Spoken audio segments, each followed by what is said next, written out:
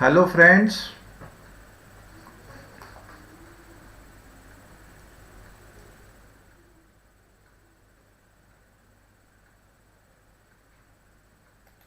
Hello everyone.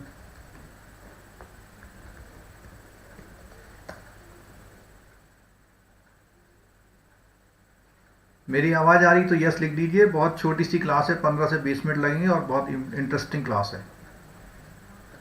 अगर मेरी आवाज़ आ रही है तो आप लोग यस लिख दीजिए।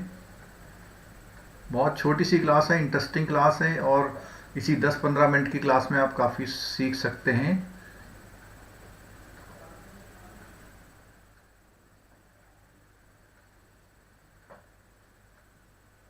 पहले 10:15 शेड्यूल की थी, लेकिन वो कुछ सेटिंग टाइमर गड़बड़ हो गया था, इसलिए जो है इसको 10:30 पे कर दिया और हम लोग बस शुरू कर दे रहे हैं क्लास।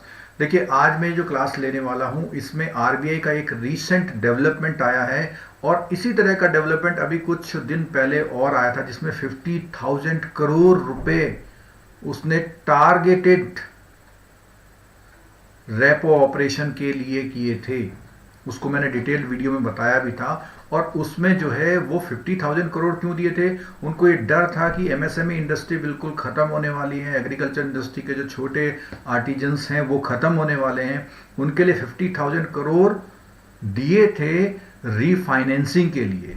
बैंकों को दिए कि कहा कि अगर इनमें से नाबार्ड, एनएचबी या सिडबी अगर आपके पास रीफाइनेंसिंग के लिए आए तो उनको 50,000 करोड़ तक का फंड अवेलेबल कराया था। अब बात आती है, आज अचानक आरबीआई को 50,000 करोड़ बैंकों को और देने के लिए क्यों एग्री हो गया? उसका रीजन है, जितने म्यूचुअल फंड थे डेट वाले, उसमें से लोग पैसा निकालने लग गए, क्योंकि जब इनकम नहीं होती है तो लोग अपनी सेविंग्स को निकाल के यूज करते हैं।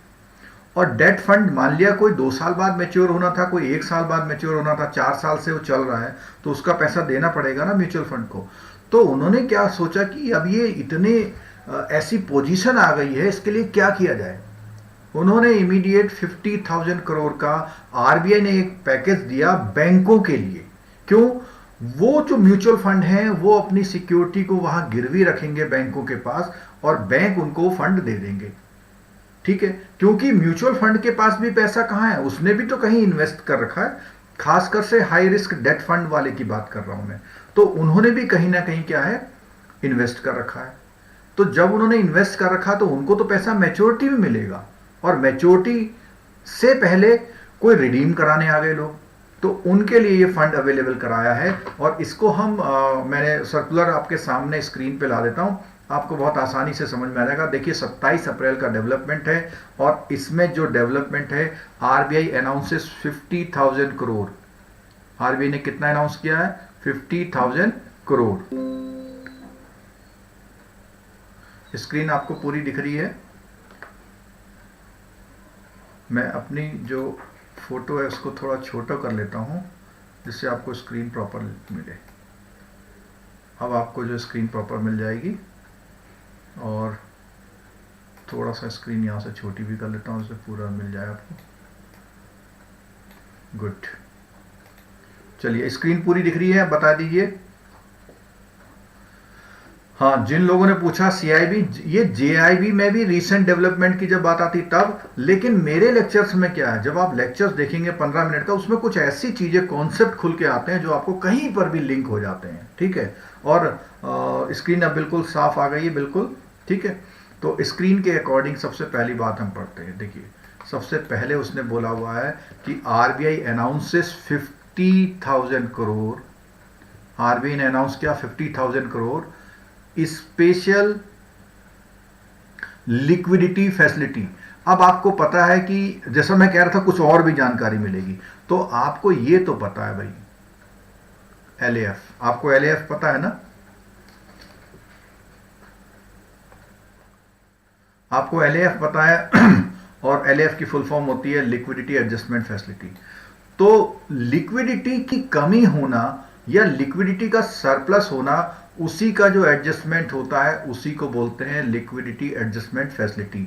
और लिक्विडिटी एडजस्टमेंट फैसिलिटी को आरबीआई वो करता है पूरा, एक तो रेपो से करता है और एक रिवर्स रेपो से करता है और वो MSF से करता है। तीन चीजों से वो मेनली तीन चीजों से क्या करता है, लिक्विडिटी को एडजस्ट करता है, कम होना है ज्यादा होना। इससे तो वो रिवर्स रेपो तो उससे क्या आता है, एब्जॉर्ब करता है। रेपो और MSF से क्या आता है, डिप्लॉय करता है। ठीक है, तो यहां पर भी लिक्विडिटी फैसिलिटी है। किनके लिए, फॉर म्यूचुअल फंड। जैसा भी मैंने ब्रीफिंग आपको कर दिया, जो लोग अभी अभी वीडियो देख रहे हैं वो शुरू का कुछ मिस कर चुके हैं, वो लोग वीडियो दोबारा देखना, तब समझ में आएगा। ठीक है, 50,000 करोड़ क्या बोला, height and volatility. Volatility capital market की बहुत हो गई है, लोग पैसा निकालने भाग रहे हैं कि मेरा पैसा डूब ना जाए, और लिक्विडिटी का स्ट्रेन हो गया है, कहां पे, म्यूचुअल फंड में आ गया है। ठीक है, तो उन्होंने क्या करा, redemption pressure related to closure of the some debt mutual fund. ठीक है, क्या हुआ, लोग रिडेम्पशन का प्रेशर आ गया कि भैया लोग पैसा मांग रहे हैं। ठीक है, and potential contagious effect there, और उससे क्या हुआ, पोटेंशियल इफेक्ट आएगा। तो इसके लिए क्या करा, confined to the high risk, कौन से, हाई रिस्क के जो डेट म्यूचुअल फंड है उन पर the larger industry remains liquid. ठीक है, तो अब क्या करा उन्होंने, इस लिक्विडिटी को मेंटेन करने के लिए उन्होंने 50,000 करोड़ रुपए आरबीआई ने दिए। क्या लिखा हुआ है, it has been decided to open a special liquidity facility. अभी तक इसका नाम आपने सुना नहीं था, ना हमने सुना था, स्पेशल 50,000 करोड़। ठीक है, और कैसे होगा, shall conduct repo operation of 90 days. 90 days तक ये ऐसा चलता रहेगा, 90 डेज तक ऐसा चलता रहेगा, ये विंडो खुली रहेगी। और क्या है, फिक्स रेपो रेट रहेगा इसका। To away the SLF special liquidity facility for mutual fund is on top and open ended, यानी प्रायोरिटी पे रहेगी और ओपन एंडेड रहेगी।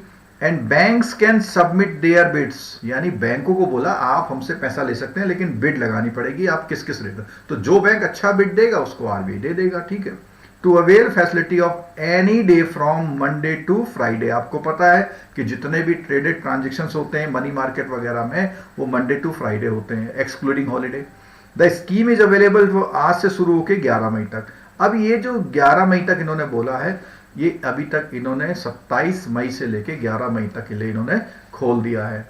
ठीक है, और आगे देखते क्या है, और up to utilization of the allocated amount. एक बात और बोली, अगर 50,000 करोड़ 2 दिन में बढ़ जाएगा तो ये अपनी विंडो बंद कर देंगे, क्योंकि आरबीआई के पास जो फंड है वो 50,000 करोड़ है, अगर वो जल्दी हो जाएगा तो बंद कर देंगे। ठीक है, विच एवर इज अर्लियर।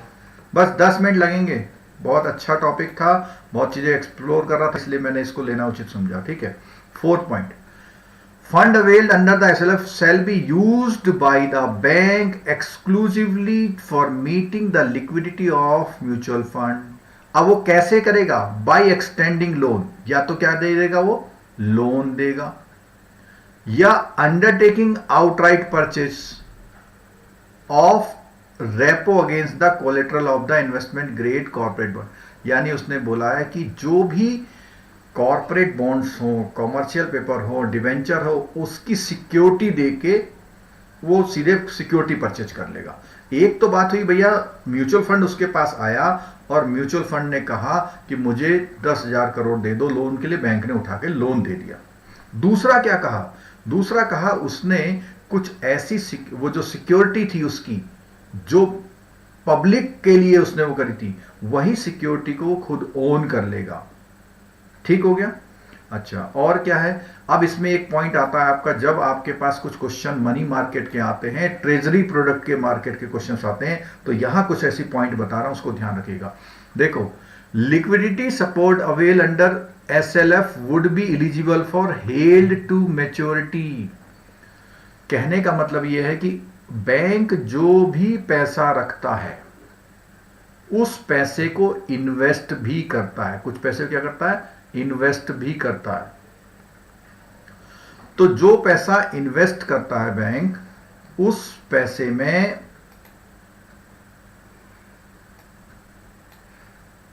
जो पैसा बैंक इन्वेस्ट करता है उस पैसे में 25% तक का पैसा वो हेल्ड टू मैच्योरिटी वाला रखता है। क्यों? देखो इसका भी रीजन है। अगर वो ज्यादा पैसा ऐसी जगह लगा देगा 10 साल के लिए और बैंक के जो डिपॉजिटर वो पैसा लेने आ गए तो कहां से देगा? तो उसमें लिमिट रखी हुई है आरबीआई ने कि 25% तक का कर सकते हैं। अब बोला क्या है, जो एसएलएफ का पैसा ले रहे हैं, बेसिकली एसएलएफ का पैसा लेके वो कहां लगा रहे हैं? म्यूचुअल फंड के उन बॉन्ड्स में लगा रहे हैं। कहां लगा रहे हैं? म्यूचुअल फंड के उन बॉन्ड्स में लगा रहे हैं। तो वो ये कहता है कि 25% से ज्यादा होने पर भी आरबीआई ये मान लेगा कोई बात नहीं, क्योंकि ये लिमिट कितनी है? 25% से ऊपर भी जा सकता है। क्लियर हो गई बात? बिल्कुल ठीक है, आगे बढ़ते हैं। देखो फिर बोला एक्सपोजर। एक्सपोजर का मतलब है बैंक ने जिस म्यूचुअल फंड में पैसा लगा दिया, this facility will not be record under the large exposure framework. अब लार्ज एक्सपोजर फ्रेमवर्क, इसमें से हमेशा जेआईबी सीआईबी में एक क्वेश्चन जरूर आता है, मैं अपनी क्लास में जरूर बात करता हूं कि इंडिविजुअल बोरोवर को कितना दे सकता है और एक कंपनी को कितना दे सकता है। इसकी एक लिमिट तय है, उससे ज्यादा अगर देता है, मान लिया कोई बड़ा कारोबारी आए, वो बैंक की बैलेंस शीट, बैंक के लोन्स पूरे 10,000 करोड़ के, वो कहे साहब मुझे 9,000 करोड़ मुझे दे दो, ऐसा नहीं कर सकता। उसकी लिमिट है कि कितना परसेंट वो अपनी नेटवर्थ कैपिटल का कितना परसेंट एक बंदे को दे सकता है या एक कंपनी को दे सकता है। तो वो कहता है कि ये जो पैसा ले रहा है बैंक और लेकर के कहीं एक्सपोज कर रहा है यानी कहीं लगा रहा है, तो वो जो है पैसा अगर लिमिट से ज्यादा भी हो जाएगा तो उसमें नहीं गिना जाएगा। ठीक है, फिर बोलता है the face value of the security acquired under SLF mutual fund kept in STM category will not be record for computation of. अब देखो एक और बात आ गई यहां पे, ये एएनबीसी के क्राइटेरिया में नहीं आएगी। क्या? अगर आपने प्रायोरिटी सेक्टर की मेरी क्लास ली थी तो उसमें मैंने साफ साफ बताया था कि एएनबीसी कैसे निकालते हैं। और ये क्या है? नॉन एसएलआर सिक्योरिटी है। कौन सी है? Non SLR security. तो नॉन एसएलआर सिक्योरिटी के अगेंस्ट भी आपको क्या करना पड़ता है? 40% का प्रायोरिटी सेक्टर टारगेट पूरा करना पड़ता है। वो कहता है कि ये वाला जो पार्ट है, ये वाला पार्ट इसमें नहीं लेना है, यानी इसके अगेंस्ट में आपको, भाई बेसिकली आप आरबीआई से पैसा लेके कहीं क्या कर रहे हैं? इन्वेस्ट कर रहे हैं, म्यूचुअल फंड को दे रहे हैं। तो वो म्यूचुअल फंड जो ले रहा है वो एक तरह से आपने उसको क्रेडिट अवेलेबल करा दिया। क्लियर हो गई बात? चलो आगे देखिए, इसके पॉइंट हैं अभी तक जो आपने पढ़ा। 2 सेकंड में हम इसको रिवाइज कर लेते हैं।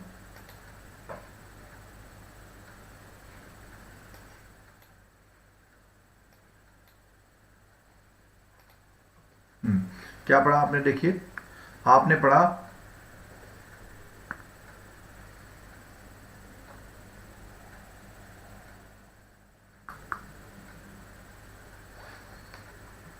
स्क्रीन थोड़ा बड़ा कर लेता हूं मैं, बस 2 मिनट और लगेंगे उस पूरी क्लास में। वाईटीएम नहीं, एचटीएम, हेल्ड टू मैच्योरिटी। जैसे एक कस्टमर बैंक में एफडी करने आता है, तो जब वो एफडी करने आता है तो उसको बोलते हैं ना भैया मैच्योरिटी पे मिलेगा पैसा। तो ऐसे ही बैंक भी कई जगह पैसा लगाता है हेल्ड टू मैच्योरिटी, उसको प्री मैच्योर पेमेंट नहीं करता।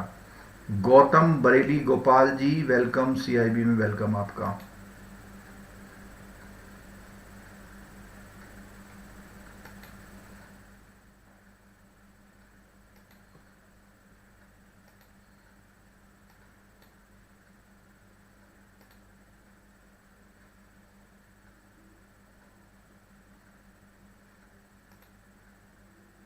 चलिए ये सामने दिखाई दे रहा, देखो द स्पेशल, पहला ए पॉइंट है, special repo window will be available for LAF eligible bank. अब कितना मिलेगा?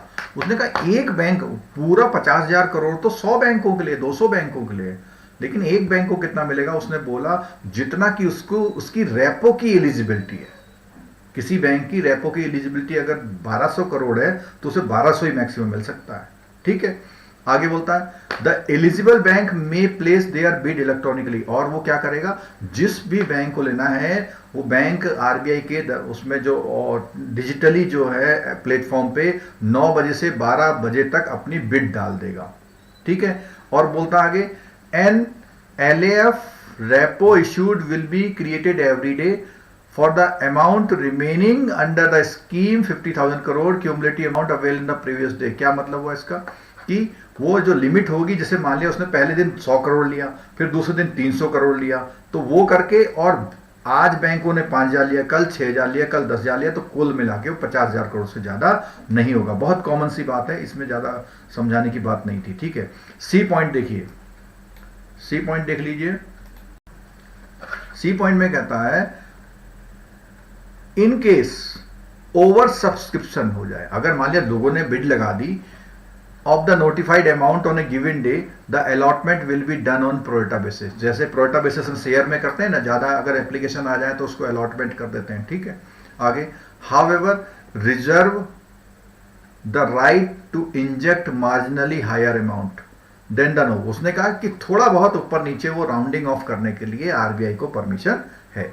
आगे बोलता है देखो minimum bid amount, minimum bid amount जो होगा 1 करोड़ रुपए होगा, ठीक है। और आगे RBI will reject bids, RBI will reject bids कैसे करेगा, किस कंडीशन में रिजेक्ट कर सकता है आरबीआई बिड को,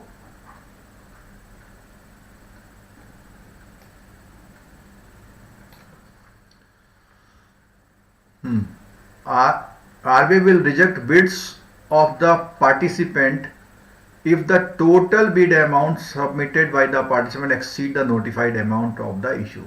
ये तो बिल्कुल सही है, उससे ज्यादा होगा तो कर देगा। The amount utilized as the previous date will be informed market participant on the, और क्या करेगा कि जो पहले दिन हो चुका है उसको मार्केट में बताना पड़ेगा, भैया मैंने जो 50,000 का टारगेट रखा था उसमें से 1,200 करोड़ आज हो गया, 2,000 करोड़ कल हो गया, तो जिससे कि आने वाले दिनों में लोग बाजार में सामान खरीदे उतने ही आएंगे, ठीक है। The eligible collateral and the applicable haircut will remain. अब देखो हेयर कट की कल हमने क्लास ली थी हेयर कट की, यानी आप जो इन्वेस्टमेंट कर रहे हैं उन म्यूचुअल फंड में, तो जो भी हेयर कट लगना है वो उसी तरह लगेगा जैसे नॉर्मल लगता है। आगे all other terms and condition applicable to LAF operation including facility for security substitution और गाइडलाइन, जो भी एलएएफ के मेजर सर्कुलर में जितनी बातें उन्होंने बताई थी सारी वही चीजें होंगी, ठीक है। आगे बोलता है while banks will decide the tenor on lending repo with mutual fund, the minimum tenor of the repo with RBI will be. अब आरबीआई से जो पैसा ले रहे हैं वो 3 मंथ तक ही ले पाएंगे। क्या बोल रहे हैं, RBI will B for period of 3 month. जो 50,000 करोड़ लेने आ रहे हैं उनको 3 महीने तक की पैसा मिलेगा ये, ठीक है। अच्छा ये सारी बात हो गई, और एक इसमें जो है सर्कुलर में एग्जाम्पल दिया हुआ है, यानी कि पहले दिन की नोटिफिकेशन दी हुई है, आप इसको देख लीजिए, बस इसके बाद हमारी क्लास आज खत्म हो जाएगी। और आपको लग रहा हुआ काम की नहीं है, जिस समय क्वेश्चन पेपर में हमारी बातों में से कोई क्वेश्चन आएगा तो याद कीजिएगा मुझको, क्योंकि आप लोगों की आदत हो गई है एमसीक्यू करने की, ठीक है।